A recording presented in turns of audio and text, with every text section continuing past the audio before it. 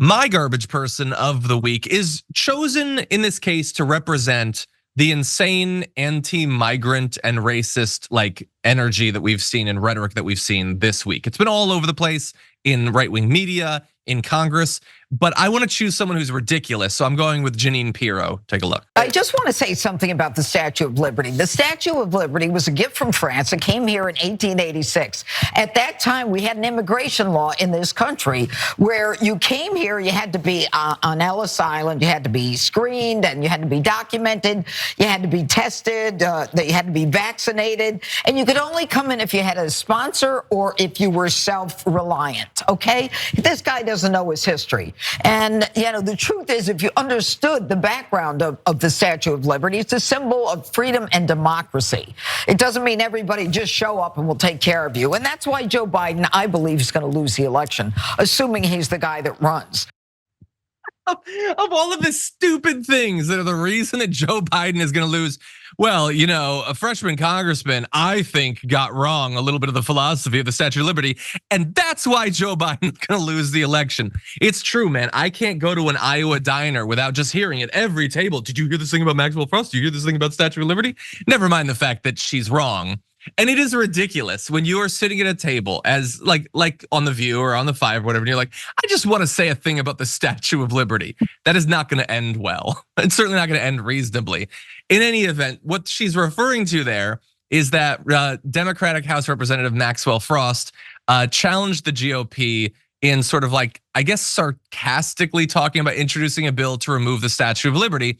And he's making a rhetorical point there that they are viciously hostile to any generally non-white migrants coming across the border. That is their position. And so why are we pretending that we are an inviting country at this point? Why are we pretending, as Jeanine Pirro is, that she cares about freedom or democracy? And by the way, she also mentioned forced vaccinations, and for some reason they didn't blow up on The Five about that. But anyway, I want to do a little bit of a fact check, so I will remind you what is on the statue. It says, give me your tired, your poor, your huddled masses, yearning to breathe free, the wretched refuse of your teeming shore. Send these, the homeless, tempest-tossed to me. I lift my lamp besides the golden door. Oh, we don't have a graphic for it. Continues with, as long as you're self-reliant, we don't want any broke MFers. No, that's where it cuts off. That's what the philosophy is. You may not like it if you're a right winger. You may not like that it came from France, but that's what it says. Deal with it. Sharon, what do you think? I think that's brilliant. And I think no one's really listening to Judge Jeanine when she's talking. So it escaped them when she was talking about the vaccines and symbols of democracy, ironically. But I think that you can also, instead of taking it down, maybe they'll consider rewriting that, sketching something new in it and adding the wall and barbed wire and things like that and what you're going to do. And I think that's a combination of your phrasing and mine might allow it to stand, if not proud, just stand, okay? Because these are the times.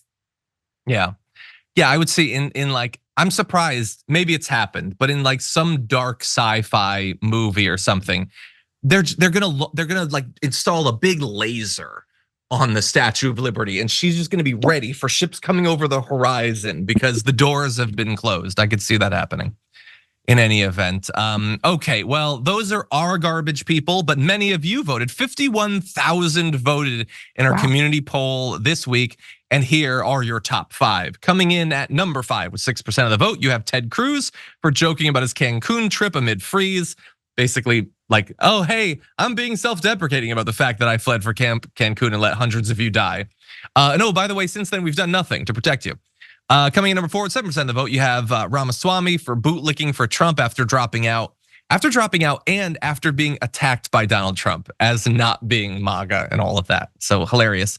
Number 3 with 12% of the vote, you have Alina Habba for slamming E. Jean Carroll during a trial. The 12% of you voting for her here are doing the work of demons.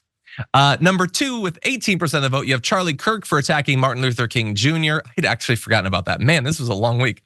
But no, the winner was clear. 57% of you voted for Donald Trump for telling voters to risk dying to vote for him. It is so funny, the ones that get so much support. I mean, he's kind of joking there and people are like, I don't like it.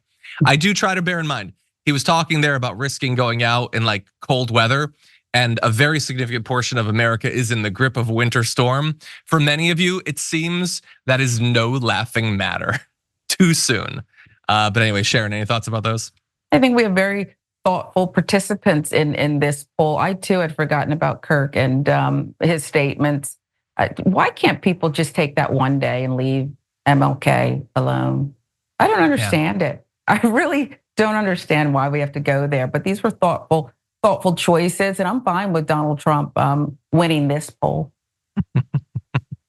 Yeah, I mean, look, obviously there was a campaign nationally for literally decades to stop it from becoming a holiday, and for a while they mostly just ignored him, ignored the day, except when the day came, they would send like 2 lines that he said that seemed to agree with them and then ignore his entire economic message and all that.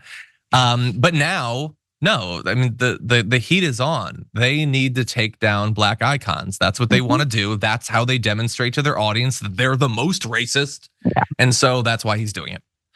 In any event, those are our garbage people of the week. Thank you to everyone who voted.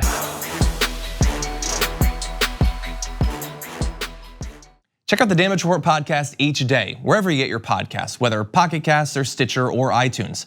You can join me as I give you the news and stories you want, with a range of co-hosts and interview guests jumping in on the fun each day.